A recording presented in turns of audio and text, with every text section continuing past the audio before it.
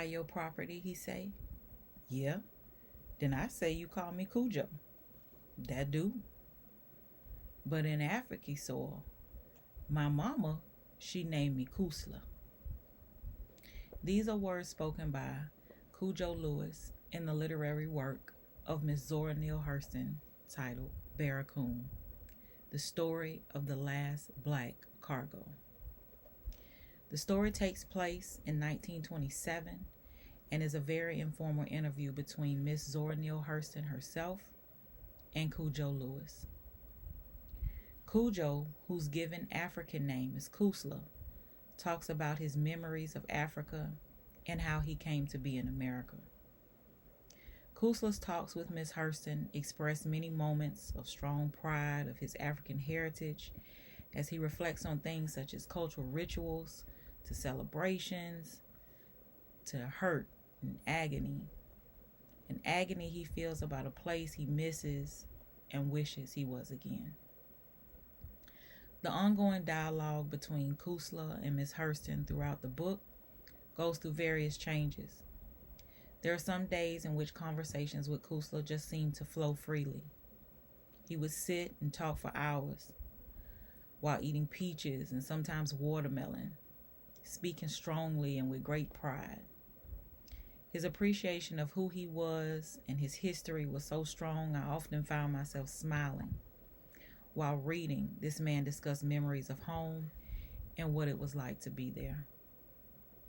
While there are other moments Kusla isn't so willing to communicate, often being very vulnerable about his feelings and emotions, shedding tears while talking about how his thoughts bring him hurt.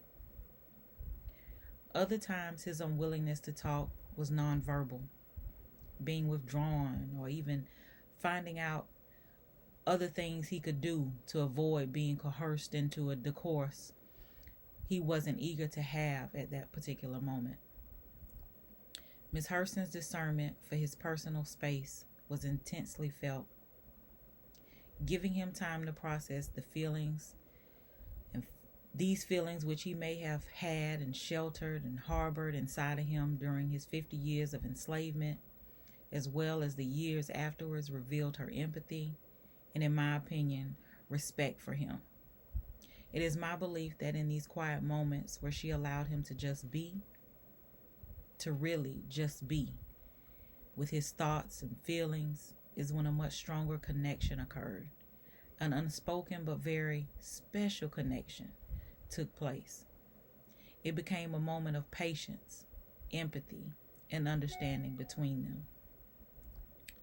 Reflecting on the first 4 chapters of this book, Kusla begins to provide a look into what growing up in Africa was like. As he spoke to Miss Hurston in what can only be read as a heavy African dialect, it made the reading of the chapters much more lifelike and realistic. There were many times I even found myself attempting to speak as he would, in his native tongue, and with what emotion he may have been feeling at that particular moment. Actually speaking these parts aloud also helped me follow the reading much better.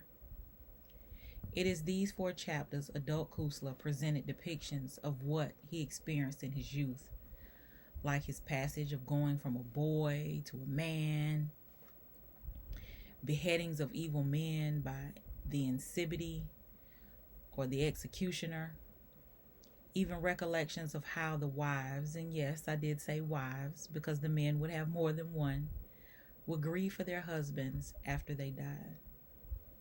These 4 chapters gave a heartfelt glimpse of how even after 86 years, this proud African black man, despite his life's journey, could still look back and recall fond memories of when he was a young boy in Africa. In short, Zora Neale Hurston's interview gives an insightful and touching look into the illegal capture and enslavement of a boy born as Kusla in Africa that eventually became known as Cujo Lewis in America.